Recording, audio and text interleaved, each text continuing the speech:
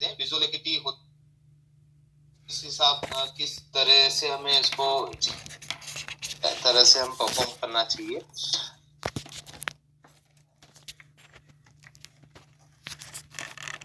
कितनी क्षमता है उसमें, कितना विजन मिल सकता है। ठीक है, तो विजुअल एक्यूटी इसलिए हम चेक करते हैं कि जैसे सपोज कोई या पेशेंट जो आपके पास में आया वाकई उसके जो है कोई रिफ्रैक्टिव एरर है, तो हम कैसे पता करेंगे। हो सकता है पेशेंट आपको ठीक है मुझे धुंधला दिख रहा है, ब्लर दिख रहा है, ऐसा भी बोल सकता है। तो हम कैसे कंफर्म करेंगे कि वाकई में इसकी उसको रिफ्रैक्टिव एरर है या उसकी विजुअल एक्यूटी में कोई फॉल्स विजुअल एक्यूटी बता रहा है। तो उसको चेक करने के लिए हमें विजुअल एक्यूटी का सहारा लेना पड़ेगा। उससे कंपैरिजन हो जाएगा कि भाई एक नॉर्मल पर्सन में 6/6 विजन रहता है, तो अपना जो पेशेंट है उसमें इतना विजन है या नहीं है। तो बेसिकली ये ऑप्थेल्मिक प्रैक्टिस में एसेंशियल असेसमेंट टूल्स है, और ये हमें बताता है कि जो आंख जो काम कर रही है वो ठीक काम कर रही है या नहीं कर रही है। ठीक है, और ये बेसिकली डायग्नोस के लिए भी हम करते हैं कि भाई डायग्नोस और मैनेजमेंट। जैसे कि सपोज किसी को कोई चोट लगी एक्सीडेंट की वजह से या कोई कॉर्नियल अल्सर हो गया हो, ठीक है, तो उसमें कितना इम्प्रूवमेंट हो रहा है। ठीक है, जब वो कॉर्नियल अल्सर हुआ था तब पेशेंट का जो विजन था ये अल्सर हो जाता है, इस तरह से जो है कॉर्निया के ऊपर घाव हो जाते हैं और वो ठीक नहीं हो पाते हैं, फिल्म डिफेक्ट हो जाती है, तो इसका विजन कम हो जाता है। हो सकता है पेशेंट 6/36 रहे, उसका ट्रीटमेंट चलाते हैं हम और फॉलोअप लेते रहते हैं, उसका विजन इंप्रूवमेंट हो रहा है, दैट मीन्स के अपना जो ट्रीटमेंट है वो काम कर रहा है, सही से चल रहा है। ठीक है, तो धीरे धीरे इंप्रूवमेंट होना स्टार्ट हो जाता है, तो हीलिंग प्रोसेस सही चल रही है, इससे हमें पता चल जाता है। देखिए विजुअल एक्यूटी क्या होती है। It is ability to distinguish one object from the other and appreciate the detail of the visible object. ठीक है, जो भी विजिबल ऑब्जेक्ट आप हम देख पा रहे हैं उसके बारे में डिटेल से आप बता पाए कि भाई कितने डिस्टेंस पे होगा लगभग, आप एक वो बता सकते हैं कौन से कलर का ऑब्जेक्ट है। ठीक है, उसकी क्या क्या चीजें आसपास आपको दिखाई दे रही है। जैसे किसी पर्सन को आप देख रहे हैं तो उसका फेस दिख रहा है, उसके हेयर दिख रहे हैं, नोज दिख रहा है, ईयर दिख रहे हैं, ठीक है, आईज दिख रही है। ठीक, तो ये सभी जो आप डिटेल से ऑब्जेक्ट किसी ऑब्जेक्ट के बारे में बताते हैं इसी को हम विजुअल एक्यूटी बोलते हैं।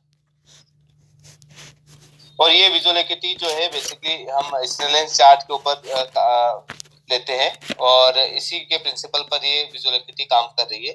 और स्नेलेंस चार्ट में जो विजुअल एंगल बनता है वो आपके नोडल पॉइंट पर बनता है। नोडल पॉइंट कौन सा हो गया, जैसे हमने एंगल की बात की थी और एंगल में हमने देखा था जैसे कि आपका ये लेंस है आंख के अंदर का, तो इस तरह से नोडल पॉइंट पर एंगल बनता है। ठीक है, और ये 5 मिनट का बनता है। जो नोडल पॉइंट पे एंगल बन रहा है वो 5 मिनट का बनता है।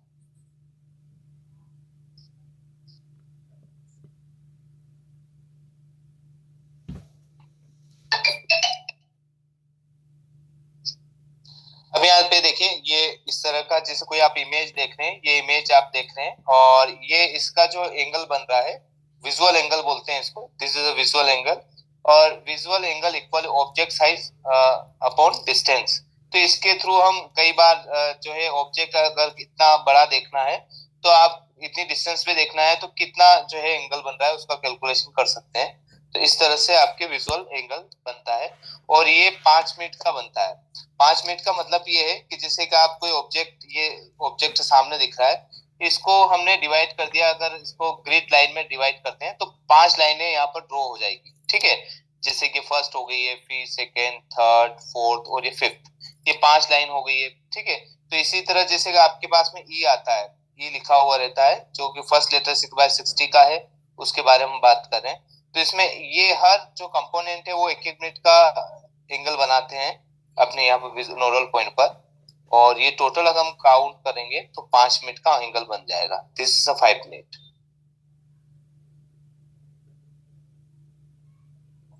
तो ये जो लेटर्स लिए गए स्नेलेंस चार्ट में विजुअल एक्यूटी के, इन सब का जो है एंगल 5 मिनट का बनता है, उस तरह से इसको कैलकुलेट किया गया है। ठीक है, तो हर कोई साइज या कुछ भी आपने अल्फाबेट्स नहीं लिए गए, जैसे कि आपके पास ए है, आर, डी, एन है, तो इन सभी का जो एंगल है 5 मिनट का एंगल बनता है ये, या फिर एच यू है।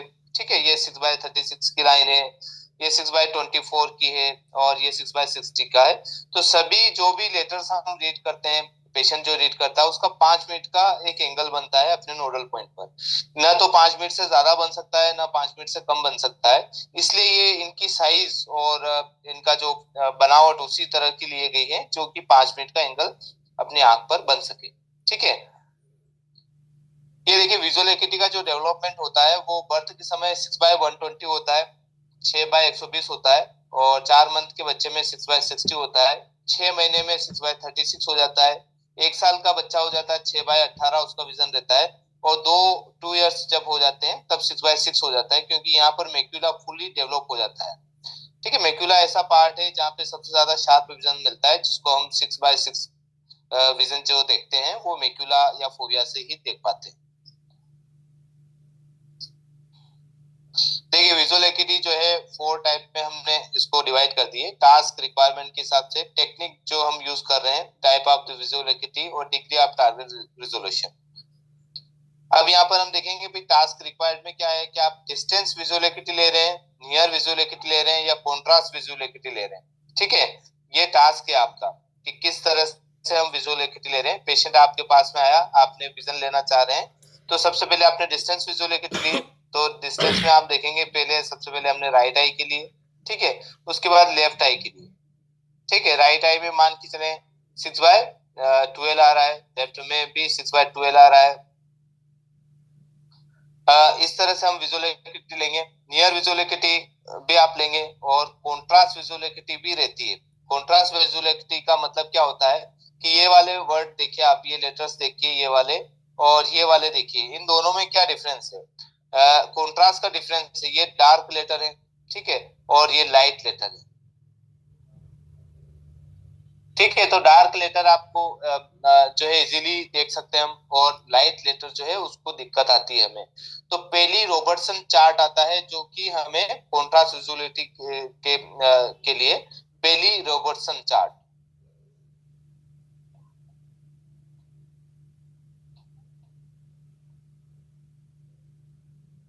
ठीक है, पहली रॉबर्टसन चार्ट आता है जिससे हम कॉन्ट्रास्ट विजुअलिटी ले सकते हैं। अब जब विजुअल एकिटी हम ले रहे हैं तो वो एडेड है या अनएडेड है। ठीक है, एडेड का मतलब इसमें कोई लेंस तो नहीं लगाया आपने, या फिर अदर कोई चीजें तो लगाई जिसकी वजह से विजुअल एकिटी इंप्रूव हो जाती है। तो जैसे हमने विजुअल एकिटी ली और पेशेंट का विजन आया 6/12, ठीक है, अब हम क्या कर रहे हैं कि उसमें 8 लगा रहे हैं, और 8 क्या किया है, पिन होल। ठीक है, यहाँ पर पिन होल लगा दिया, पीएच लिख दिया है, और पिन होल जैसे आपने पिन होल लगाया है और उसका विजुअल एकिटी और इंप्रूव हो गई, मतलब 6/9 तक पहुंच गया।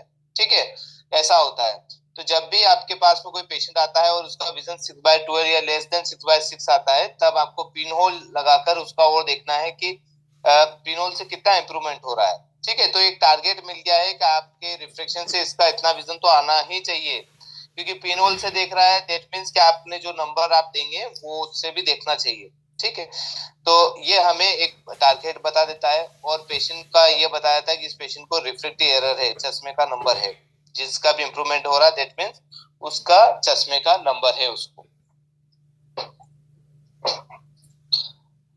ठीक है, यहाँ तक कोई इशू नहीं है, ये आपको अच्छे से समझ में आ गया होगा। अच्छा, पिन होल, कई बार ये क्वेश्चन आता है भी यार पिन होल से ये हमें क्यों इंप्रूवमेंट क्यों होता है। इसका जो साइज रहता है 1.2 mm रहता है। ठीक है, और ये पिन होल एक ऑप्टिकल सेंटर की तरह काम करता है, तो यहाँ से जो भी रेस है वो सीधे स्ट्रेट निकल जाती है, कोई डाइवर्ट या कन्वर्ज नहीं होती है, इसलिए हमें विजन जो है अच्छा मिल जाता है। विद ग्लासेस तो लिया है, जब भी आप विजुअलिटी लेंगे तब आपको इस तरह से जो है ये जैसे 6/12 है, इस तरह से आपको इंटरप्रेट करना है। ठीक है, ये पिन होल आपका आ गया है, पिन होल से कितना इंप्रूवमेंट हो रहा है, 6/9, 6/9 अनएडेड लिया है अभी तो। और ये कौन सा चार्ट यूज किया गया है, ठीक है, स्नेलेंस चार्ट यूज किया गया है, या फिर अदर कोई लॉग मार्क चार्ट यूज किया गया है। ठीक है, इस तरह के चार्ट आते हैं अलग अलग टाइप के, वो कौन सा टाइप का चार्ट यूज करते हैं।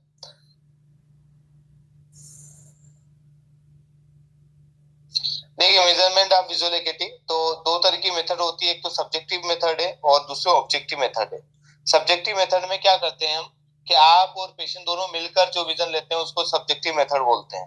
ठीक, ऑब्जेक्टिव मेथड में क्या होता है कि पेशेंट को कुछ भी नहीं करना है, जैसे आपका ऑटो रिफ्रैक्टोमीटर है उसमें पेशेंट को कुछ भी बोलना नहीं रहता है, आपने चिन लगाने का बोला, चिन्ह लगा दिया है और फोरहेड टच कर दिया है, ठीक है।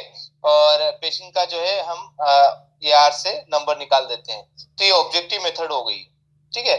सब्जेक्टिव मेथड में क्या है, क्या पेशेंट और दोनों आप दोनों मिलकर जो नंबर जो विजुअल एकिटी लेंगे उसको हम क्या बोलते हैं, सब्जेक्टिव।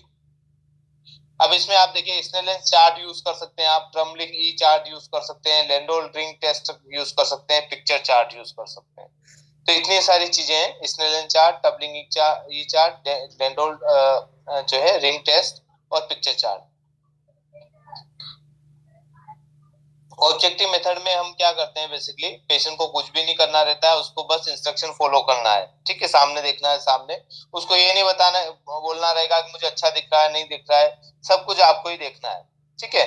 तो एक ऑप्टोकाइनेटिक निस्टगमर टेस्ट रहता है, इसके थ्रू भी आप विजुअल एकिटी का एक अनुमान लगा सकते हैं इस पेशेंट का विजन है या नहीं है, ठीक है। जैसे कई बार ऐसा रहता है कि पेशेंट जो है वो बोल रहा है मुझे कुछ भी नहीं दिख रहा है, फिर आपको कैसे पता करेंगे कि इस पेशेंट का वाकई में विजन खत्म हो गया है या है, या भी थोड़ा बहुत अवेलेबल है। तो उसको चेक करने के लिए आपको ऑप्टोकाइनेटिक निस्टगमर टेस्ट यूज करना पड़ेगा। आगे चल के हम बात करेंगे इसका। Visual evoke response test, auto reflectometer, laser, automated visual acuity estimation, ये सभी जो है ऑब्जेक्टिव मेथड है। ऑप्टोकाइनेटिक जो टेस्ट है उसमें इस तरह का एक ड्रम रहता है जो कि आपको यहाँ पे स्ट्रिप्स दिखाई दे रहे हैं, जिसमें व्हाइट कलर की स्ट्रिप्स है, फिर ब्लैक कलर की स्ट्रिप्स है। अब ये क्या है कि आप यहाँ से इसको होल्ड कर लीजिए और इसको रोटेट करना है पेशेंट की आंखों के सामने। और जैसे आप रोटेट करेंगे तो पेशेंट कभी व्हाइट वाली स्ट्रिप पे फोकस करेगा, कभी ब्लैक वाली पर, फिर व्हाइट पे, फिर ब्लैक पे। तो क्या होगा कि उसकी आंखें जो है वो हिलेगी, थोड़ी सी वाइब्रेट करेगी, ठीक है। वाइब्रेट करने का मतलब इस पेशेंट का विजन है। ये पेशेंट अगर बोल रहा है कि मुझे कुछ भी नहीं दिख रहा है तो वो झूठ बोल रहा है, उसका पेशेंट का विजन है। और इस तरह से हम देख सकते हैं। तो ये बच्चों में स्पेशल यूज किया जाता है, बच्चे जो बोलते नहीं है, जो बोल नहीं पाते, उनको दिख रहा है नहीं दिख रहा है, तो उनकी आंखों के सामने आप जैसे इस विजन ड्रम को रोटेट करेंगे तो आंखें हिलने लग जाती है। इसको ऑप्टोकाइनेटिक निस्टगमस टेस्ट बोलते हैं।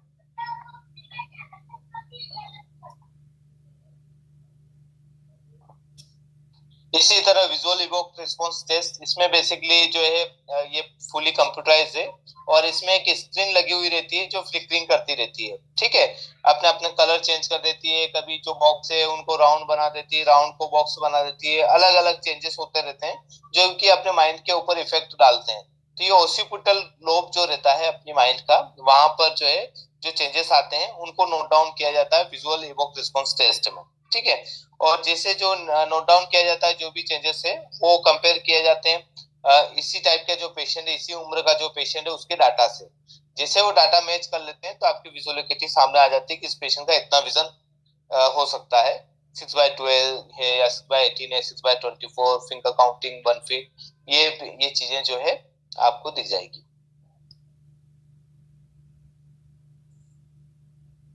इसी तरह नियर विजुअल एकिटी टेस्ट रहता है जिसमें आप देखेंगे जेगर्स चार्ट, ठीक है, Snellen's vision, near vision, Roman test, ठीक है। ये सभी जो है नियर विजुअल एकिटी के लिए परफॉर्म किया जाता है। देखिए आपके और जो चार्ट के बीच की जो दूरी रहती है वो 6 मीटर की रहती है, अगर आपने मिरर यूज कर लिया तो 3 मीटर की हो गई, ठीक है। इस तरह से भी आप यूज कर सकते हैं। और आजकल जो डिजिटल LED चार्ट आ रहे हैं उनमें क्या है, लोग मार्क चार्ट के हिसाब से वो बनाया गया है। लोग मार्क चार्ट हर 1-1 मीटर की दूरी पे आप उसको चेक कर सकते हैं, 3 मीटर से भी चेक कर सकते हैं और जो है 1 मीटर से भी चेक कर सकते हैं, ठीक है। तो जो लॉग मार्क चार्ट है उसमें कोई डिस्टेंस का कोई भी इशू नहीं है, किसी भी डिस्टेंस से आप चेक कर सकते हैं। देखिए जो विजुअल एकिटी है वो कैसे कंडक्ट करेंगे, क्या प्रोसीजर है विजुअल एकिटी लेने का। तो सबसे पहले आपने क्या किया, पेशेंट आपके पास में आया, आपने हिस्ट्री ली, हिस्ट्री लेने के बाद आपको विजुअल एकिटी लेना है, ठीक है। विजुअल एकिटी लेते समय पेशेंट से आप बोल दीजिए कि आपको सामने स्टेट देखना है। हाँ, रोमान टेस्ट वही वाले सर जो बेसिकली आपने देखा होगा कि अलग अलग जो सर्कल के बने रहते हैं, जैसे लेंडो रिंग टेस्ट वाले टाइप के, ये इन सबको हम रोमान टेस्ट बोलते हैं वैसे। ये सर्कल हो गए, या फिर वो पिक्चर्स, बहुत सारी पिक्चर्स आ गई है, ठीक है। हाँ, इस तरह के रोमान टेस्ट। ठीक, तो ये बेसिकली 6 मीटर की डिस्टेंस पे परफॉर्म किया जाता है ये टेस्ट। और इसमें अगर आप मिरर यूज कर लेंगे तो 3 मीटर की डिस्टेंस हो जाएगी।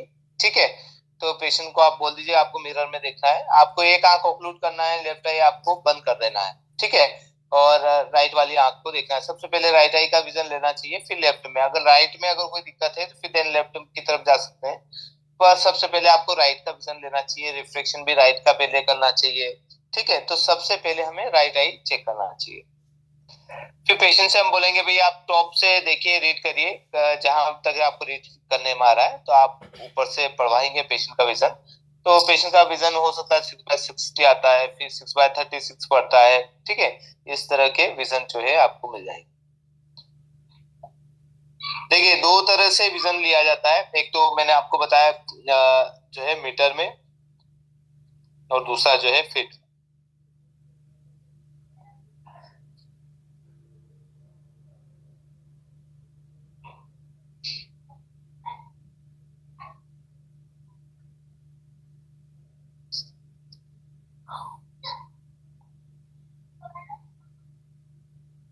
नहीं, हमें तो सर 3 मीटर ही चाहिए। आपने 17 मीटर लिखा, तो 3 मीटर ही चाहिए, और 3 मीटर के बाद आप मिरर लगा देंगे तो वो 6 मीटर, टोटल हमें 6 मीटर चाहिए। 6 मीटर मतलब ये पेशेंट से यहाँ तक की जो डिस्टेंस है वो 6 मीटर चाहिए। ठीक है, और आपने मिरर लगा दिया अगर 3 मीटर पर, तो वो इतना ही शॉप चाहिए हमें। तो हमें 3 मीटर की मतलब 10 फीट की शॉप चाहिए इधर। और 10 फीट के बाद एक मिरर लगा देंगे तो 20 फीट हो जाएगा।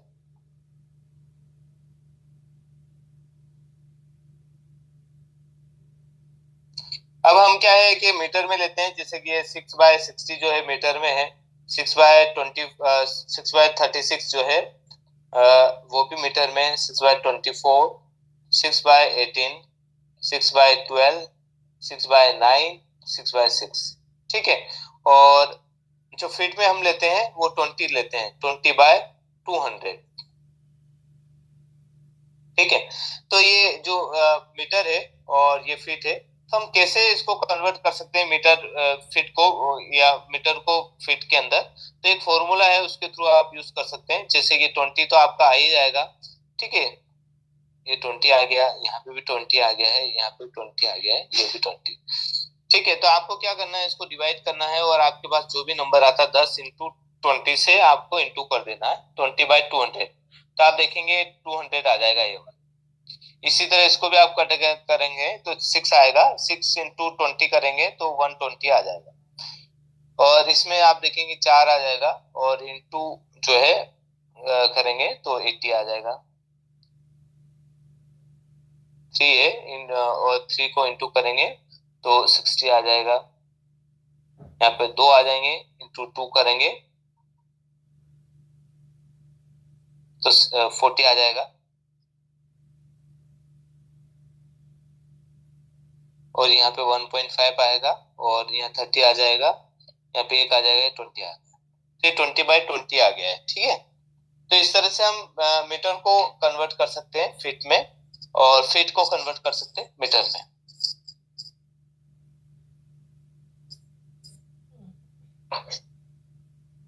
ठीक है, यहाँ तक भी कोई इशू नहीं है, ये भी आपको समझ में आ गया है।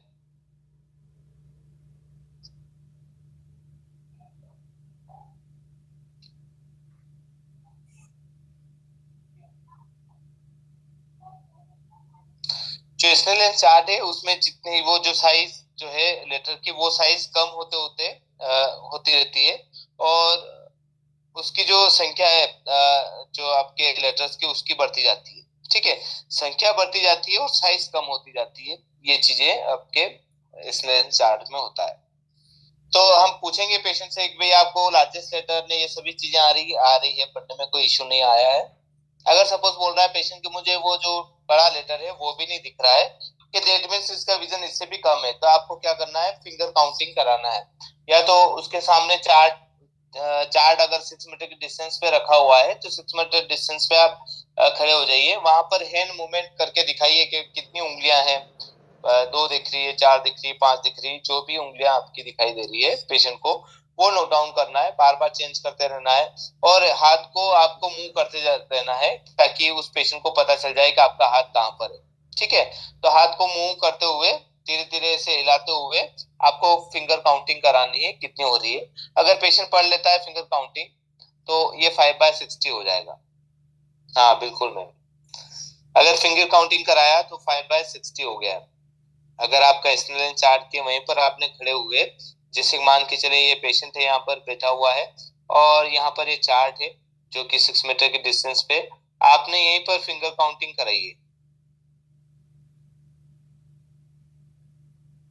हाँ, फिंगर काउंटिंग कराइए। अगर यहाँ से रीड कर लेता है मान के चले finger counting, then that means 5/60।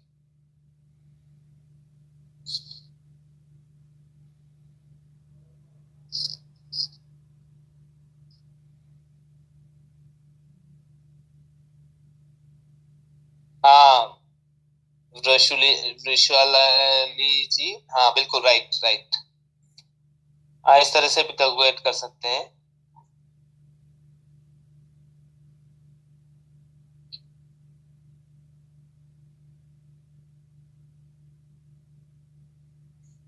Visual activity जो है टेस्ट डिस्टेंस कितना है, 6 मीटर की डिस्टेंस रखना है सर, 6 मीटर की डिस्टेंस।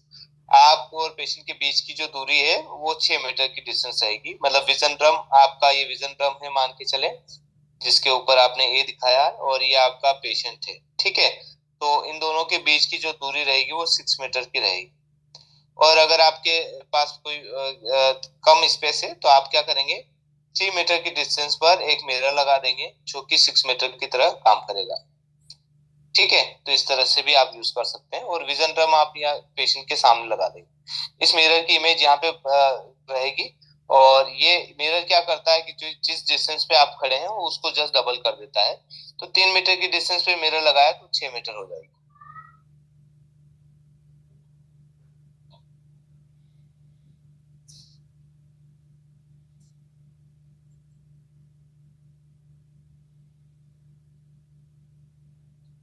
अब सपोज,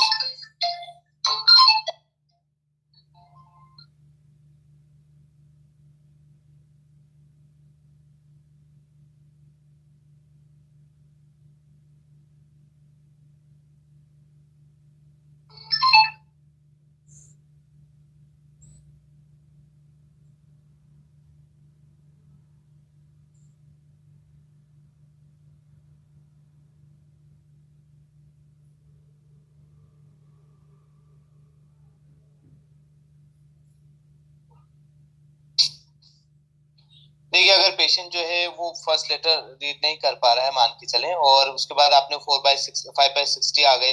ठीक है, 5/60 के बाद एक और आपने कदम इधर बढ़ाया मान के चलें, ये आपका विजन ड्रम था और पेशेंट आपका यहाँ पर है।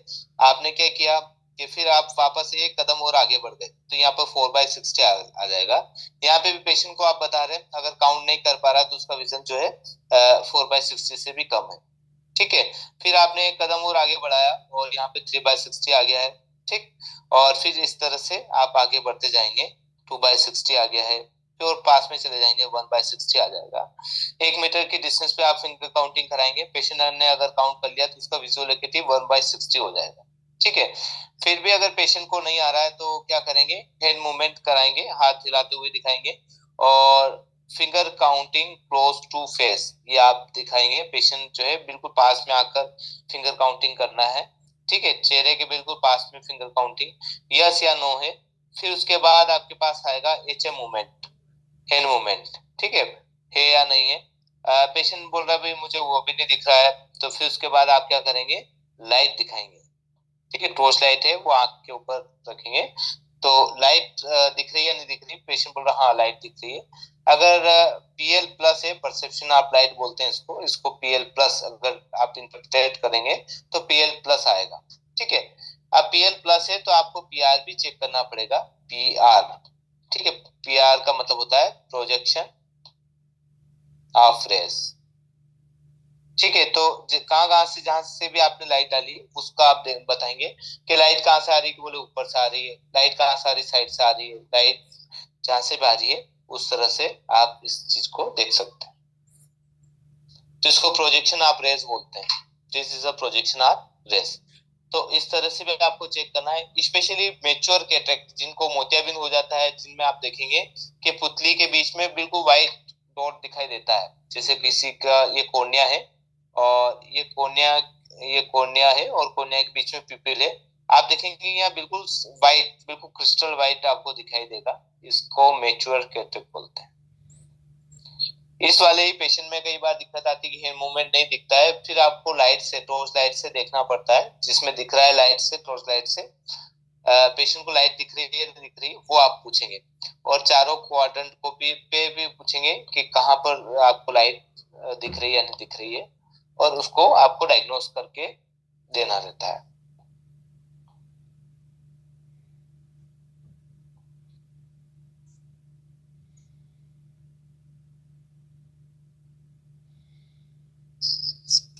देखिए, WHO जो वर्ल्ड हेल्थ ऑर्गेनाइजेशन है, उसने पूरे विश्व के लिए एक टेबल बना रखी है, जिसमें क्या होगा, जिस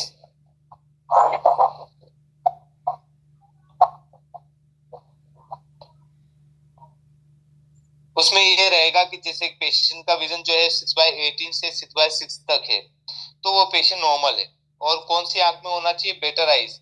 ऐसा नहीं कि एक आंख में धुंधला दिख रहा है, दूसरी आंख में अच्छा दिख रहा है तो उसको लो विजन वाला पेशेंट बोल देंगे, या उसका जो है उसकी कैटेगरी वाला कोई सर्टिफिकेट बन गया है।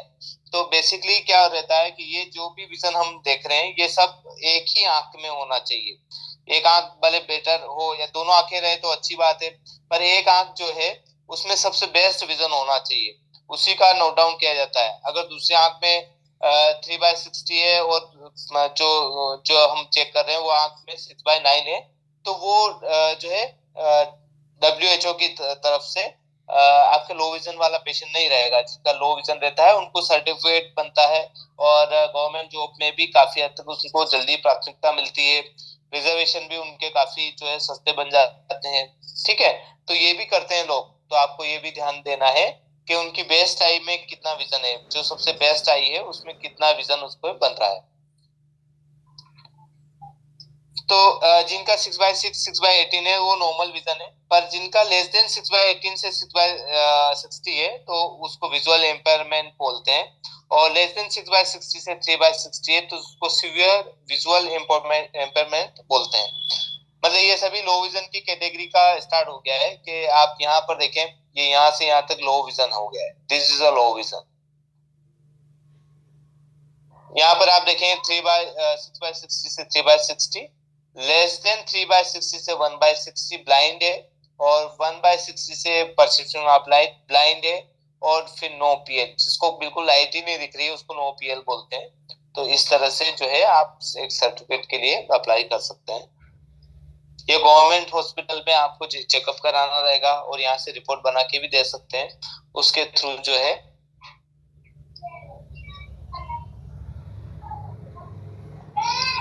देखिए कौन कौन से फैक्टर्स हैं जो कि विजुअल एकिटी को दिक्कत करते हैं। कम्युनिकेशन गैप, ठीक है, आपकी और पेशेंट की जो कम्युनिकेशन गैप है उसकी वजह से भी जो है विजुअल एकिटी इतनी अच्छे से नहीं आ पाएगी। जैसे आप किस तरह से पूछ रहे हैं, पेशेंट को क्या समझ में आ रहा है, ये भी आपको देखना है। इनएबिलिटी टू कम्युनिकेट, आप कम्युनिकेट ही नहीं कर पा रहे हैं या पेशेंट नहीं कर पा रहा है तो उसकी वजह से भी ये दिक्कतें आ जाती है। ऑर्गेनिक डिफेक्ट, ठीक है, डिफनेस, बहरापन, दमनेस, बोलने में दिक्कत आना, ठीक है। परसेप्शन ऑफ लाइट, पीएल का मतलब होता है परसेप्शन ऑफ लाइट।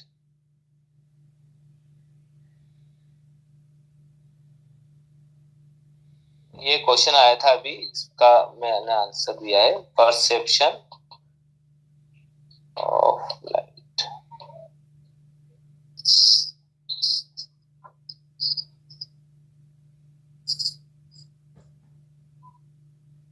ठीक है, यहाँ तक आपको समझ में आ गया। ऑर्गेनिक डिफेक्ट, लैंग्वेज बैरियर हो सकता है, लैंग्वेज में दूसरी लैंग्वेज का कोई पेशेंट हो, दूसरे अदर स्टेट का, जिसका आपको लैंग्वेज समझ में नहीं आ रही हो। लिटरेसी लेवल भी आप देखेंगे, उनमें भी ये दिक्कतें आ सकती है। तो ये जो है बैरियर है गुड विजुअल एकिटी चेक करने के लिए, जो बैरियर का काम करेंगे ये है। पुअर कॉपरेशन है, previous knowledge of experience of test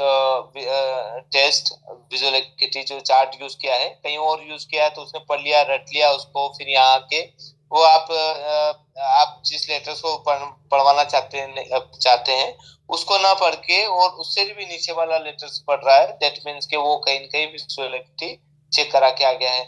उसको पता है कि किस तरह से सिस्टम यूज किया जाता है, उसके अकॉर्डिंग ही वो वहां पर विजुअल एक्टिविटी चेक कराने आ जाता है। पेशेंट जो है पाइपिंग थ्रू द फेलो आई, कई बार पेशेंट दूसरी आंख से छोटी आंख करके पाइप करके टिल्ट करके विजुअल एक्टिविटी चेक करने लग जाते हैं, जिससे हमें ये पता नहीं चलता है दोनों आंखों का विजन कितना है। Percent of ocular condition, ocular condition में कोई कंजक्टिवाइटिस तो नहीं हुई है, कोई इपिफोरा तो स्टार्ट नहीं हो रहा है, पानी बार बार आंखों से तो नहीं आ रहा है, ठीक है, ये सब चीजें आपको देखना है। कॉन्ट्रास्ट सेंसिटिविटी डिफेक्ट, कई बार जो पेशेंट है कॉन्ट्रास्ट सेंसिटिविटी डिफेक्ट आ जाता है, उसमें ये बोल्ड अक्षर जो हम देख पा रहे हैं वो भी नहीं देख पाता है, इसमें लाइट जो है ज्यादा चाहिए उस पेशेंट को, फिर उसके बाद वो देख पाएगा।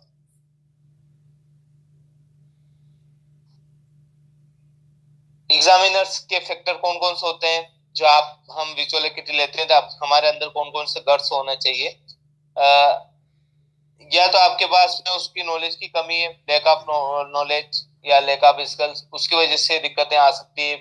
पुअर रिकॉर्डिंग टेक्निक, रिकॉर्ड करने की टेक्निक जो है काफी पुरानी हो गई है, ठीक है, पेशेंट इतना जल्दी से उस समझ नहीं पा रहा है। इंटरप्रिटेशन प्रॉब्लम, कई बार विजुअल एक्टिविटी हम किस तरह से लें उसकी प्रॉब्लम स्टार्ट हो जाती है।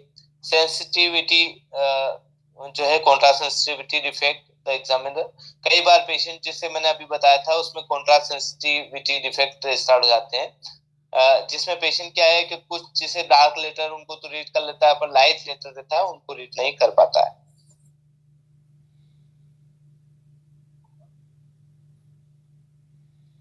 एक और आया आपका इन्वायरमेंटल फैक्टर, इन्वायरमेंट के हिसाब से भी कई बार विजुअल एक्टिविटी जो है कम हो जाती है। आप यहाँ पर देखेंगे कि poor lighting system, size of the object, distance from the test object, contrast of the background of the test chart.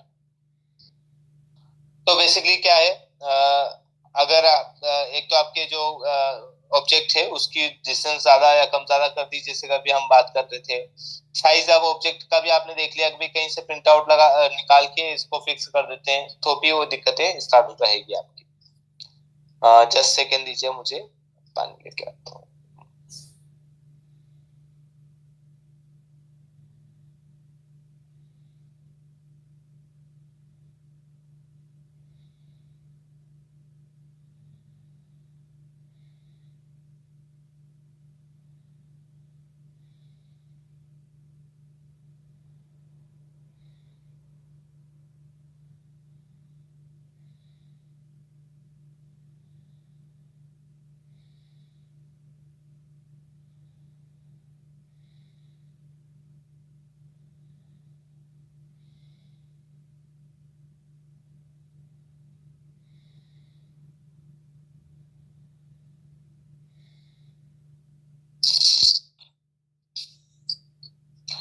कई बार जो कॉन्ट्रास्ट है बैकग्राउंड टेस्ट चार्ट जो आप यूज करते हैं उसका बैकग्राउंड, ठीक है, कहीं पीला पड़ गया है, इतना व्हाइट नहीं है, उसके ऊपर जो ऑब्जेक्ट जो प्रिंट है वो इतने कॉन्ट्रास्ट वाइज नहीं है, उसकी वजह से भी पेशेंट का विजन पुअर मिलता है। देखिए जो विजुअल एक्टिविटी है उसी के ऊपर अपना रिफ्लेक्शन चलता है। आगे चल के हम चार्ट देखेंगे जिसमें आप देखेंगे कि विजुअल एक्टिविटी जो है उसी के हिसाब से आपका जो है प्रिस्क्रिप्शन बनता है। जैसे मान के चले किसी पेशेंट का विजन जो है 6/9 है, ठीक है, अब इसमें कितना नंबर हो सकता है, आइडियली आप देखेंगे तो 0.5 हो सकता है, ठीक है, ये आप 0.5 में पेशेंट जो है 6/6 हो जाएगा, पर ऐसा नहीं होगा कि उसको सवा सवा नंबर आ गया हो माइनस का, या प्लस का 1.5 नंबर आ गया हो, इतना नंबर नहीं आएगा, ठीक है। तो कई बार जो आपका विजुअल एक्टिविटी जो है वो परफेक्ट होना चाहिए, जितनी एक्यूरेट रेसी रहेगी विजुअल एक्टिविटी में उतना आपका प्रिस्क्रिप्शन अच्छा मिलेगा। हो सकता है ऑटो रिफ्रैक्टोमीटर जो है सवा या 1.5 नंबर दे रहा है, ठीक है, पर आपका विजन जो है आपने देखा 6/9 आ रहा है, तो इस पेशेंट का जो प्रिस्क्रिप्शन आप डालेंगे तो 0.5 भी डालेंगे और पेशेंट का विजन 6/6 हो जाएगा। ठीक है। तो हमें नंबर कम से कम देने की कोशिश करना है, माइनस का नंबर।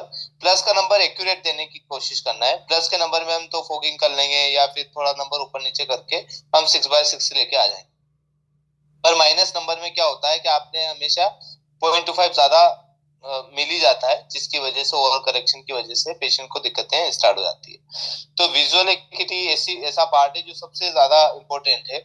अगर आपने विजुअल विजुअल एक्यूटी लेना अच्छे से आ गया है तो आप रिफ्लेक्शन भी अच्छे से कर पाएंगे।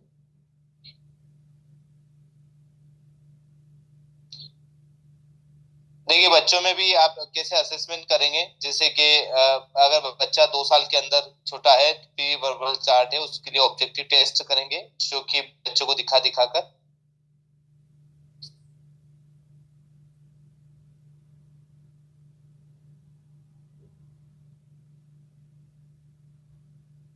हाँ, मीडियम मीडियम रहना चाहिए सर, मीडियम। लाइट ना तो ज्यादा डार्क होना चाहिए या फिर ना ज्यादा लाइट होना चाहिए। ठीक है, मीडियम रखिए आप। जब भी आप टेस्ट कर रहे हैं तब मीडियम, बिल्कुल। देखिए ऑब्जेक्टिव टेस्ट में हम बच्चों का जो जो बच्चे छोटे रहते हैं, जो 2 साल के अंदर रहते हैं, उसमें क्या टेस्ट किया जाता है हमें, फिक्सेशन एंड फॉलोइंग टेस्ट। ठीक है, कोई भी ऑब्जेक्ट आप सामने रखिए और उसको बच्चों को दिखाइए, वो फॉलो या फिक्सेट कर रहा है या नहीं कर रहा है, तो इसको फिक्सेशन एंड फॉलोइंग टेस्ट बोलते हैं। प्रेफरेंशियल लुकिंग टेस्ट, आगे चल के हम टेलर एक्यूटी कार्ड देखेंगे। Optokinetic nystagmus test, visual evoke response test, जो अभी हमने बात की थी। ये जो 2 साल के अंदर वालों के लिए इस तरह के टेस्ट किए जाते हैं। ठीक है, 2 साल के अंदर जो बच्चे रहते हैं उनके लिए। फिक्सेशन फॉलोइंग टेस्ट का मतलब क्या होता है कि जैसे कि आपने यहाँ पे पेंसिल के ऊपर कुछ भी लगा दीजिए, आप कोई टेक लगा दीजिए या फिर ऐसा, तो अब इसको बच्चे के सामने आप रोटेट करेंगे, इधर उधर रखेंगे, तो ये बच्चा बार बार इस कॉन्ट्रास्ट की वजह से इसको देखेगा, तो ये फिक्सेट कर रहा है या नहीं कर रहा है, इसको फॉलो कर रहा है या नहीं कर रहा है। ये चीजें जो है फिक्सेशन फिक्सेशन और फॉलोइंग टेस्ट में आती है। ठीक है, मोनोकुलर अगर फिक्सेशन कर रहा है, एक आंख फिक्सेट कर रहा है, दूसरी आंख बाहर की तरफ चली गई या दूसरी आंख फिक्सेट नहीं कर रही, दैट मींस कि एक आंख उसकी डिफेक्टिव है। तो अभी से उसका ट्रीटमेंट स्टार्ट कर दिया जाए ताकि आगे चल के कोई दिक्कत नहीं आए। देखिए ये भी रहता है कि दोनों आंखें, जब भी कोई बच्चा आता है तो आप ये देखें या कोई भी पर्सन आता है,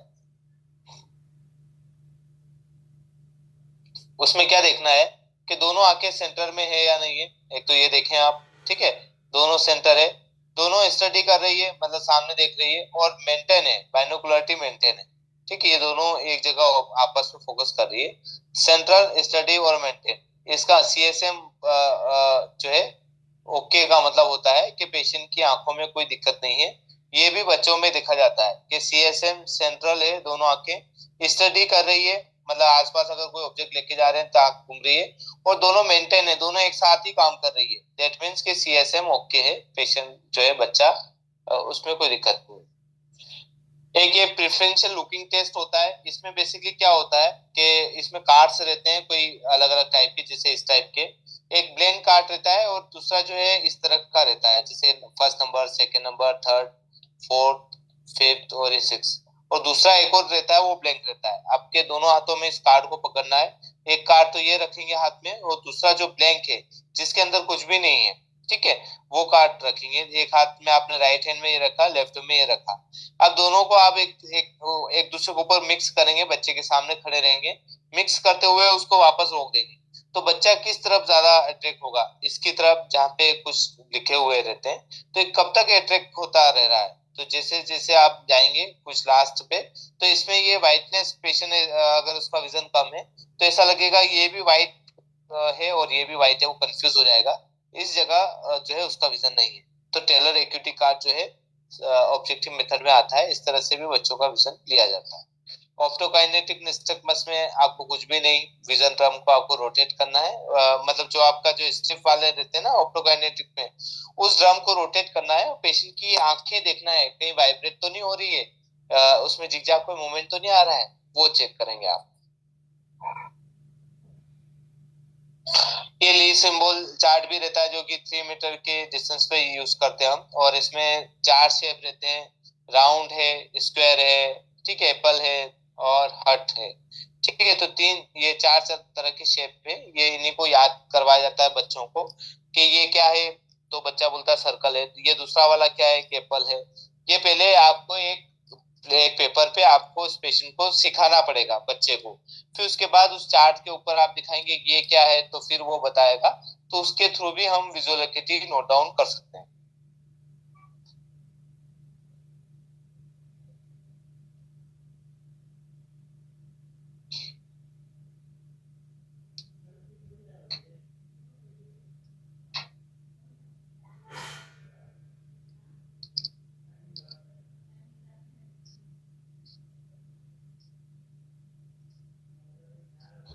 ठीक है, आई होप आपको ये समझ में आया होगा विजुअल एक्टिविटी, जो विजुअल एक्टिविटी क्यों इम्पोर्टेंट है। अच्छा, विजुअल एक्टिविटी में आप इसमें एक और ये समझिए कि इस 6x6 का मतलब क्या है। कई बार ये पूछते हैं कुछ कोई पर्सन कि ये 6x6 का मतलब क्या है, ये 6 क्या है और ये वाला 6 क्या है। तो हम ये अगर इसका जवाब हम देना चाहें तो 6 जो है वो डिस्टेंस है between the patient to chart. ठीक है, पेशेंट और आपके चार्ट के बीच की जो है दूरी हो गई है। ठीक है, ये चार्ट है मान के चलें और ये आपका पेशेंट है। इन दोनों के बीच की जो दूरी है उसको हम 6 मीटर लिया गया है। ठीक है, और दूसरा जो 6 मीटर है वो एक नॉर्मल पर्सन जो 6 मीटर की डिस्टेंस पे इस ए को देख पा रहा है, वही हमारा पर्सन पेशेंट भी 6 मीटर के डिस्टेंस पे देख पा रहा है। ठीक है, फिर उसके बाद हम चलेंगे 6/60 पर। ठीक है, दूसरा जो लेटर आएगा 6/60 है। तो कोई एक नॉर्मल पर्सन जो है इस ए को, ठीक है, ये जो ए लिखा हुआ है ये 60 मीटर की डिस्टेंस पे आराम से रीड कर लेता है। कितनी? 60 मीटर की डिस्टेंस पे आराम से बैठकर रीड कर लेता है। और हमारा पेशेंट जो है 6 मीटर की डिस्टेंस पर ए लिखा है वो भी रीड नहीं कर पा रहा है। ठीक है, एक नॉर्मल पर्सन जो 60 मीटर की डिस्टेंस पे बैठ के आराम से रीड कर लेता है, पर ये अपना पेशेंट जो है 6 मीटर की डिस्टेंस पे बैठ के भी रीड नहीं कर पा रहा है। दैट मीन्स कि इस पेशेंट को रिफ्रैक्टिव एरर है। तो दोनों कंपैरिजन चल रहे हैं। ठीक है, दोनों कंपैरिजन चल रहे हैं कि हमारा पेशेंट और जो है नॉर्मल पर्सन, जैसे 6/18 है, नॉर्मल पर्सन 18 मीटर की दूरी पर बैठ के आराम से देख सकता है, वही हमारा 6 मीटर की डिस्टेंस पे देख रहा है। लास्ट में दोनों ही एक ही डिस्टेंस पे आराम से फोकस कर सकते हैं। दैट मीन्स कि उस पेशेंट का विजन नॉर्मल है। तो ये कंपैरिजन चल रहा है। ठीक है, ये जो है एक नॉर्मल पर्सन जिनका विजन इतना होना चाहिए और हमारा विजन जो है 6 मीटर की डिस्टेंस पे कम आ रहा है। ठीक है, तो इस तरह से कंपैरिजन करने पर लास्ट में जब आपको 6/6 मिलता है, दैट मीन्स के ये भी 6 मीटर की डिस्टेंस पे देख पा रहा है, ये भी 6 मीटर की डिस्टेंस पे देख पा रहा है, मतलब ओके है इसका विजन, कोई दिक्कत नहीं है।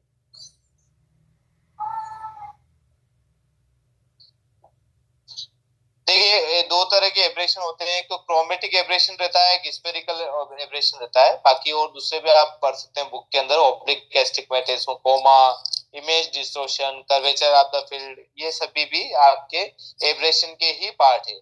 पर सबसे ज्यादा जो एब्रेशन का सबसे मेन इंपॉर्टेंट है वो क्रोमेटिक और स्फेरिकल एब्रेशन है।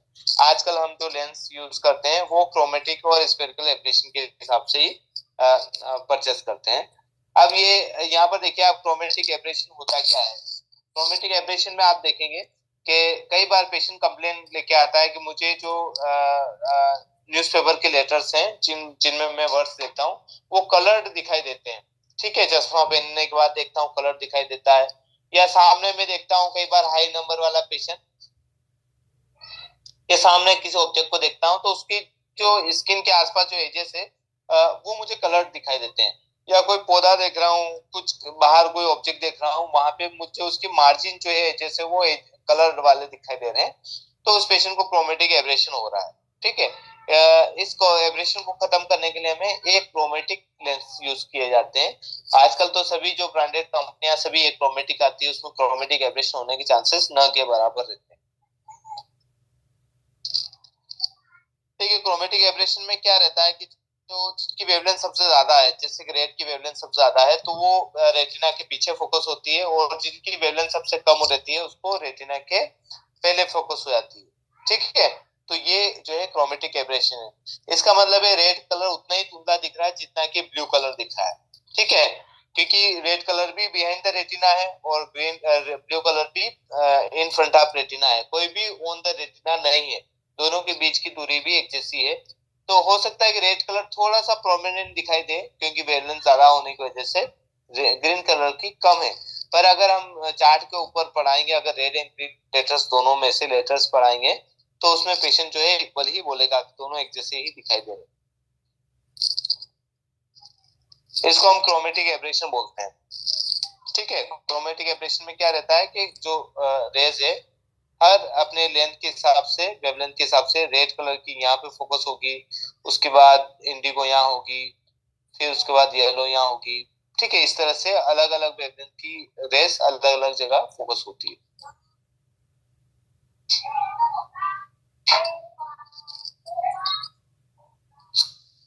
यहाँ पर देखिए कि कोई ये अपन देख रहे हैं पौधे की जो टहनी है वो देख रहे हैं, उसमें आप देखेंगे कि जो जैसे कलर दिखाई दे रहे हैं, कलर्ड वाले एजेस है।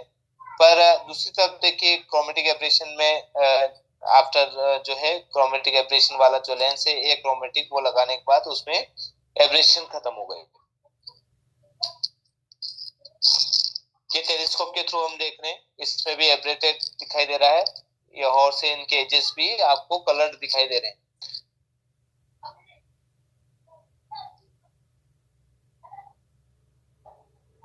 ये क्रोमेटिक एब्रेशन जो है ये ड्यूक्रोम टेस्ट जो कि उसके प्रिंसिपल पर ये क्रोमेटिक एब्रेशन जो है ड्यूक्रोम टेस्ट पे भी काम करता है और उसका मेन प्रिंसिपल ही क्रोमेटिक एब्रेशन। क्रोमेटिक एब्रेशन में रेड की वेवलेंथ ज्यादा होने की वजह से बिहाइंड द रेटिना फोकस होती है और ब्लू की वेवलेंथ कम होने की वजह से in front of retina focus होती है। तो कई बार मायोपिया हो जाता है किसी पेशेंट को, मान के चले, और जैसे कि हम एक एग्जांपल से यहाँ समझ लेते हैं। मैंने आपको बताया कि जैसे ये आईबॉल है और आईबॉल में ये ब्लू की वेवलेंथ यहाँ पर है और रेड की वेवलेंथ ज्यादा होने की वजह से वो बिहाइंड द रेटिना फोकस होता है। ठीक है, इसमें कोई भी इशू नहीं है। अब क्या होता है बेसिकली,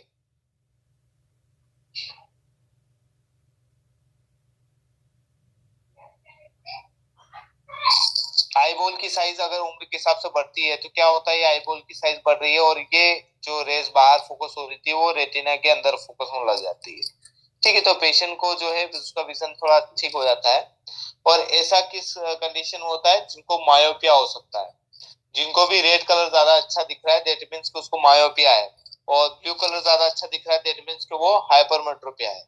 ठीक है, तो ऐसा पेशेंट अगर होता है तो उसको मायोपिया वाले पेशेंट को हमेशा रेड कलर ज्यादा अच्छा दिखाई देगा। क्यों दिखाई देगा, क्योंकि ये वेवलेंथ जो है बाहर की तरफ चली गई है और यहाँ पर जो आपको परत दिखाई दे रही है, ये जो आपके रेटिना जो बढ़ गया है, ठीक है, इस रेटिना के ऊपर इमेज बनने लग गई है मायोपिया के अंदर।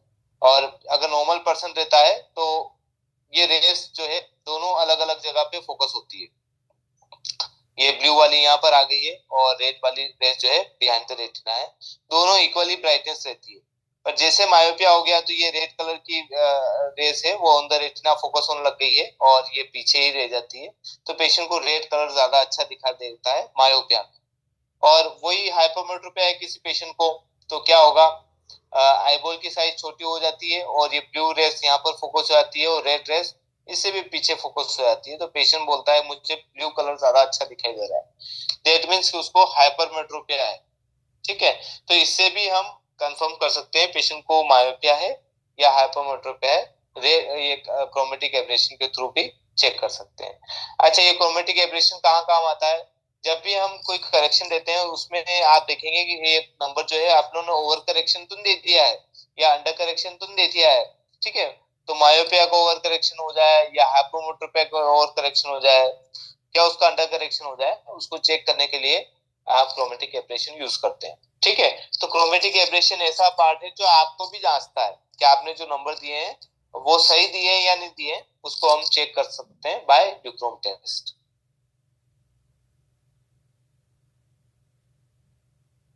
दूसरा है स्पेरिकल एब्रेशन। स्पेरिकल एब्रेशन क्या होता है बेसिकली,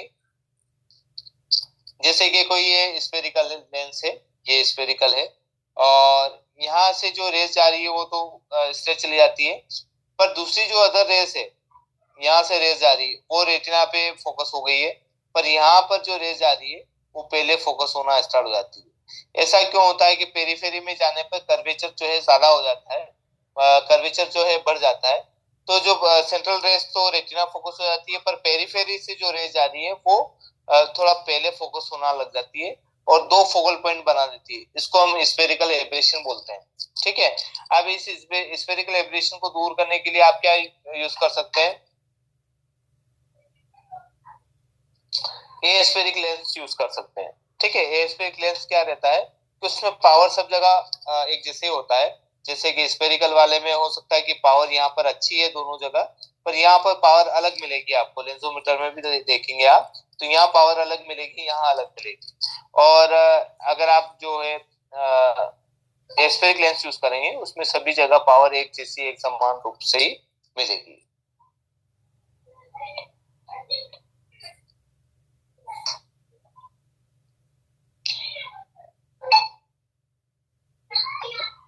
अमित जी बोल रहे भैया यार ये स्फेरिकल इक्विवेलेंट क्या होता है? देखिए स्फेरिकल इक्विवेलेंट में बेसिकली क्या रहेगा,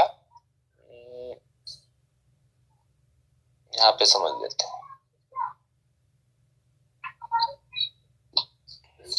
जैसे कि मान के चले कोई एग्जांपल हम समझते हैं, +1 डायप्टर स्फेरिकल है और प्लस आधा डायप्टर सील है। ठीक है, 90 डिग्री है। अगर इस प्रिसिपिटेशन का हमें स्फेरिकल इक्विवेलेंट बनाना है तो आप क्या करेंगे, सिलेंड्रिकल का जस्ट हाफ स्फेरिकल होता है, सिलेंड्रिकल का जस्ट हाफ अगर इसको डिवाइड करेंगे 2 से तो इसमें आ जाता है 0.25। ठीक है, और जस्ट हाफ स्फेरिकल होता है तो स्फेरिकल के अंदर आप जोड़ दीजिए इसको, पहले ऑलरेडी एक नंबर था 0.5 जोड़ दिया तो ये आ गया है 1.25। ठीक है, तो ये जो है स्फेरिकल इक्विवेलेंट बोलते हैं। पेशेंट को ये नंबर ना दिया देकर ये वाला भी नंबर आप दे सकते हैं, 1.25 नंबर। पर उसमें पेशेंट अगर सेंसिटिव है तो सिलेंड्रिकल नंबर की वजह से उसको क्लियरिटी मिस करेगा। तो पहले आप जांच लें कि पेशेंट जो है कंफर्टेबल है या नहीं है। देखिए जो सिलेंड्रिकल नंबर से क्लियरिटी आ रही है वो स्फेरिकल इक्विवेलेंट से नहीं आती है, पर स्फेरिकल इक्विवेलेंट एक सुविधा है। सपोज आपका पेशेंट जो है सिलेंड्रिकल नंबर नहीं ले सकता है, कोई कारपेंटर है, उसके इस तरह के काम रहते हैं, तो ऐसे पेशेंट में भी आप देखेंगे सिलेंड्रिकल नंबर हटा नहीं सकते हैं, इसको स्फेरिकल इक्विवेलेंट बोलते हैं। सिलेंड्रिकल नंबर का जस्ट हाफ, ठीक है, स्फेरिकल प्लस सील का जस्ट हाफ हम स्फेरिकल इक्विवेलेंट बोलते हैं। ये कॉन्टेक्ट लेंस में काफी यूज किया जाता है, कॉन्टेक्ट लेंस जब आप देते हैं तब भी इसको यूज किया जाता है। आपके कोई क्वेश्चन है तो पूछ सकते हैं, कोई भी डाउट है आज की क्लास से रिलेटेड या अदर कुछ आपको डाउट लग रहा है तो आप पूछ सकते हैं। सर ड्यूक्रोम टेस्ट एक बार बता दीजिए। जी सर,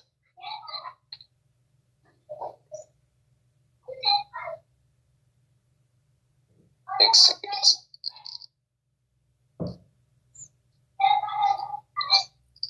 उसमें आपने बताया था कि रेड एड माइनस या ग्रीन एड प्लस कुछ इस तरह का फॉर्मूला एक रहता है। राइट राइट, हमने वो अभी रिफ्लेक्शन की जब क्लास रहेगी उसमें एक बार हम रिपीट करेंगे सर। तो बेसिकली क्या रहता है कि सर ये मैंने आपको बताया था, और ये रैम गैप ये रहता है। अगर पेशेंट जो है रेट अच्छा दिख रहा है तो 8 माइनस,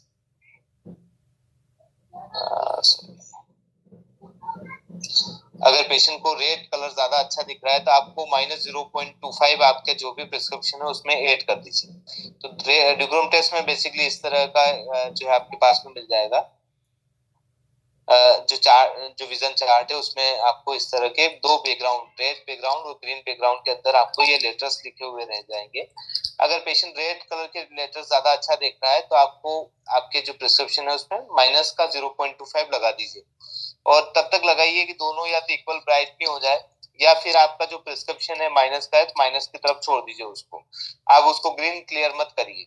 ठीक है, जैसे सपोज कोई प्रिस्क्रिप्शन है -1 डायप्टर और पेशेंट को रेड कलर ज्यादा अच्छा दिख रहा है, तो हम क्या करेंगे, रेड कलर ज्यादा अच्छा दिख रहा है तो उसमें 0.5 आप माइनस करेंगे, तो आपको -0.5 यहाँ पर लगा देना है। जब भी रेड कलर ज्यादा अच्छा दिख रहा है तो माइनस का 0.5 लगा देंगे, टोटल पावर 1.25 हो जाएगी। वापस रेड एंड ग्रीन दिखाएंगे, पेशेंट इक्वल बोल रहा है, दैट मींस ओके। अगर इसी में आप देखेंगे कि अगर ग्रीन दिख रहा है, मान के चले +1 है और पेशेंट बोल रहा है मुझे ग्रीन अच्छा दिख रहा है रेड के मुकाबले, ठीक है, तो हम क्या करेंगे, इसमें वापस 0.25 डालेंगे प्लस का, और अब पूछेंगे, अब पेशेंट अगर रेड एंड ग्रीन दोनों इक्वल है तो कोई इशू है नहीं, इस पेशेंट को ये नंबर जो है दे सकते हैं। रेड एंड ग्रीन इक्वल दिख रहा है। अगर इस केस में ऐसा हो जाए कि रेड एंड ग्रीन इक्वल ना होके और यहाँ पर रेड अच्छा दिखने लग गया हो, ऐसा भी हो सकता है कई बार।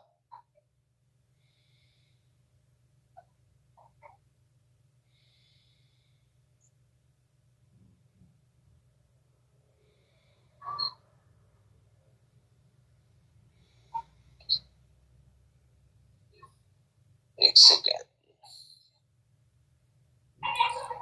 कई बार ऐसा भी होता है कि भाई रेड कलर ज्यादा अच्छा दिखने लग गया है, यहाँ पर पेशेंट बोल रहा है रेड अच्छा दिख रहा है, तो हम क्या करेंगे, ये 0.5 नहीं डालेंगे और पेशेंट को +1 ही दे देंगे। ठीक है, जब जैसे ही पेशेंट जो है उस रेड की बजाय ग्रीन देखने लग गया है या ग्रीन के बजाय रेड हो गया है, तो हम उस तरफ नहीं जाएंगे, वो 0.5 हटा देंगे, पेशेंट को ग्रीन की तरफ ही छोड़ देंगे कि पेशेंट को ग्रीन वाला ही नंबर देके आप उसको प्रिस्क्राइब कर सकते हैं। तो ये रेड एंड ग्रीन का है, राम के ये फॉर्मूला है, आप यूज कर सकते हैं इसको, RAM और दूसरा है GAP।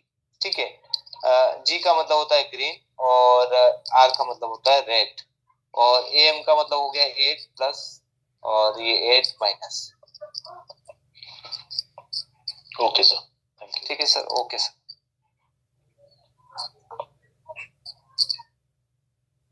इसमें ये हो गया। हाई सिलेंड्रिकल होने से क्या होगा, देखिए हाई सिलेंड्रिकल नंबर होने से क्या होगा, पेशेंट एक तो आंखें स्क्विंच करेगा और हेडेक स्टार्ट हो जाएगा, बार बार मसल्स जो है वो कंफ्यूजन वाली चलती रहेगी। ठीक है, तो हाई सिलेंड्रिकल नंबर में एक तो आंखें स्क्विंच करके देखेगा, छोटी छोटी आंखें करके देखेगा, पिन होल टाइप से देखने की कोशिश करेगा, उसका सिर भी वो टिल्ट करके देखने की कोशिश करेगा लेफ्ट शोल्डर की तरफ या राइट शोल्डर की तरफ। ये हाई सिलेंड्रिकल नंबर की पहचान। स्पेरिकल एब्रेशन में क्या होगा बेसिकली सर, कि जैसे कि मैंने ये कोई लेंस बनाया है, अब इसमें क्या रहता है, सेंटर में तो पावर ओके मिल जाती है, पर पेरीफेरी में जो है पावर फ्लक्चुएट हो जाती है। मान के चले यहाँ पर आपको 3 नंबर मिल रहा है, पर यहाँ पर आपको या तो 3.25 मिलेगा या 3.5 मिल जाएगा। ठीक है, तो यहाँ से जो रेस पास हो रही है वो तो हमें पेशेंट का 3 नंबर है, इसलिए आराम से रेटिना पे फोकस हो रही है, पर ये 3.25 की वजह से क्या होगा कि यहाँ से जो रेस रही है वो पहले फोकस हो जाएगी 3.25 नंबर, 3.5 वाली और पहले फोकस हो जाएगी। तो ये बार बार इतनी सारी रेस जो फोकस हो रही है, तो जो एक्चुअल विजन है जो यहाँ से मिलना चाहिए वो भी नहीं मिल पाता है, इसको स्पेरिकल एब्रेशन बोलते हैं। इसी तरह माइनस में भी आप देखेंगे कि यहाँ का जो है पार्ट अलग रहता है, यहाँ का अलग है और यहाँ का अलग है। यहाँ से जो रेस है वो रेटिना फोकस हो रही है और यहाँ से जो रेस है वो थोड़ी डाइवर्ट होके बाहर की तरफ चली गई, रेटिना के पीछे फोकस होने लग गई है। तो ये भी आपका स्पेरिकल एब्रेशन हो गया है। इस एब्रेशन को खत्म करने के लिए आपको ए स्पेरिकल लेंस यूज करना रहेगा। ठीक है, जो जहां पर आप किसी पॉइंट से देखेंगे आपको +3 ही नंबर मिलेगा।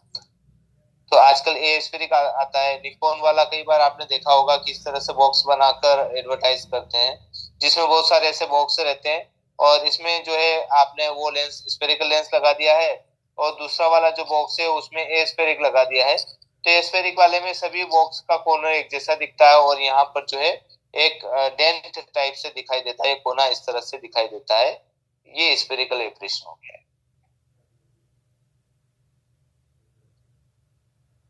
सर आजकल मायोपिक लेंसेस भी आने लग गए, मायोपिया लेंस। मायोपिक में मायोपिया लेंसेस आने लग गए सर आज मार्केट में। अभी 2 कंपनी दे रही है, एक आरके की कंपनी दे रही है जो सबसे पहले लाइट की, और एक एस्टेलॉर की लेकर के आई। तो मायोपिया कंट्रोल लेंसेस की बात हो रही है। अच्छा अच्छा, हाँ जी जी जी, बिल्कुल बिल्कुल सर। आजकल उसके बारे में थोड़ा बता देंगे सर। उसके बारे में रीड करना रहेगा सर, मैंने भी उसके ऊपर इतना कुछ देखा नहीं है, तो मैं कल बताऊंगा सर एक बार आर्टिकल को रीड करके। ठीक है सर। देखिए एज के अकॉर्डिंग जो नंबर बनना है वो तो बढ़ता ही है, भले आप कितना भी कोई यूज करें किसी भी टाइप का लेंस, बशर्ते ये है कि आप जितना नियर वर्क करते हैं, ज्यादा यूज करते हैं, वर्कलोड जितना ज्यादा रहता है पास का, उतना मायोपिया होने का ज्यादा चांस है। क्योंकि अंदर का जो लेंस है अपना, जो क्रिस्टलाइन लेंस है, वो बार बार जो है थिक होके एक ही जगह कांस्टेंट जो है पावर जनरेट कर रहा है। ये बात जिसे आपने मान के चले कि यहाँ पर 4 घंटे तक आपने नियर वर्क किया है यहाँ पर बैठ के कंप्यूटर सिस्टम पर, तो लेंस की ये थिकनेस इस तरह की रहेगी, ठीक है। और एक नॉर्मल पर्सन जो है बार बार दूर का भी काम कर रहा है, पास का भी कर रहा है, तो वो अपने हिसाब से वो लेंस की फ्लेक्सिबिलिटी कम ज्यादा होती रह रही है, इसकी कसरत होती रह रही है। पर हम जब नियर वर्क करते हैं तो इसकी साइज इतनी बड़ी रहती है। अब ये 4 घंटे तक यूज कर रहा है, तो ये कांस्टेंट होके ये एक तरह से इसने अपनी बनावट ही ऐसी बना ली, ठीक है। अब आप इस पेशेंट को बोलेंगे कि आप दूर में देखिए, तो दूर में ये वाली साइज वापस इतनी आनी चाहिए, ये थिकनेस इतनी आनी चाहिए, तो इतनी ना होकर ये थिकनेस आपकी इतनी ही रहती है।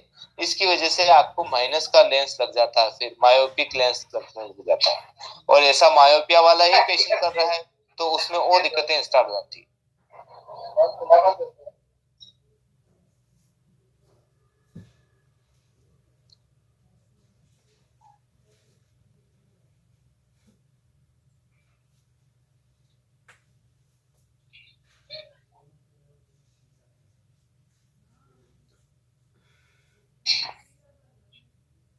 कल हम फ्रेम्स के बारे में बात करेंगे। जी जी मैम बोलिए। सर मॉड्यूल 2 में ये पॉइंट है, तो सर इसी के साथ दूसरे भी पॉइंट है, तो वो इम्पोर्टेंट नहीं है क्या? नहीं, अब एक बेसिकली हम क्या, जैसे विजुअल एक्टिविटी है तो उसमें बेसिक ही हम रीड कर रहे हैं, या फिर स्फेरिकल एब्रेशन है उसमें, या क्रोमेटिक एब्रेशन है, ये ज्यादातर ही काम आते हैं। बाकी दूसरे भी इम्पोर्टेंट है, आप एक नॉलेज के लिए आप यूज कर सकते हैं उनको, आप घर पे आराम से इसको रीड करिए, कोई कंफ्यूजन है तो आप क्वेश्चन पूछ सकते हैं उसके लिए। Okay sir. जी ma'am.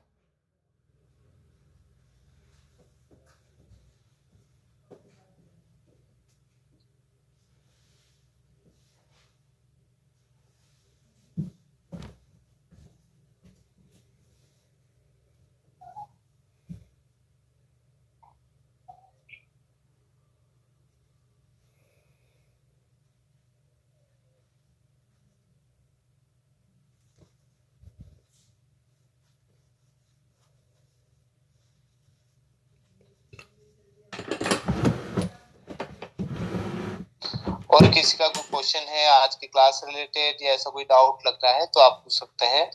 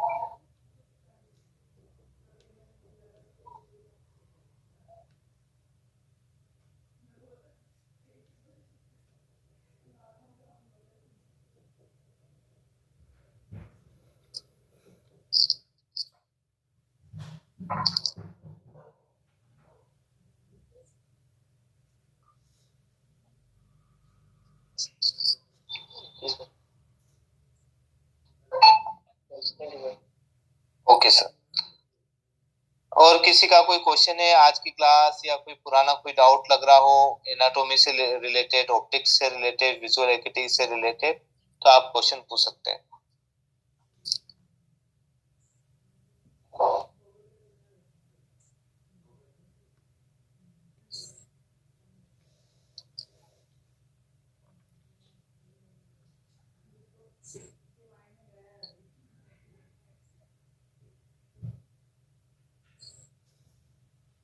On Google Pay for Business. ठीक है, RX का मतलब है क्रॉस कंपाउंड, ठीक है। इस तरह के लेंसेज आते हैं जो क्रॉस कंपाउंड 250 रुपए का आ रहा है, इसको 2.25 में इंटू कर देंगे तो ये जो प्राइस आता है ये आपका मार्केट प्राइस आ जाता है। इस तरह से आप कर सकते हैं।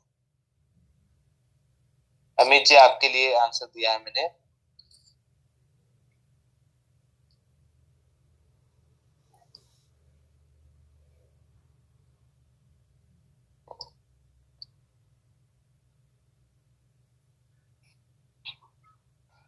ठीक है, फिर आज की क्लास यहीं, फिर हम मंडे मिलते हैं। और okay sir, thank you ma'am, thank you. ठीक है संस्कृति मैम।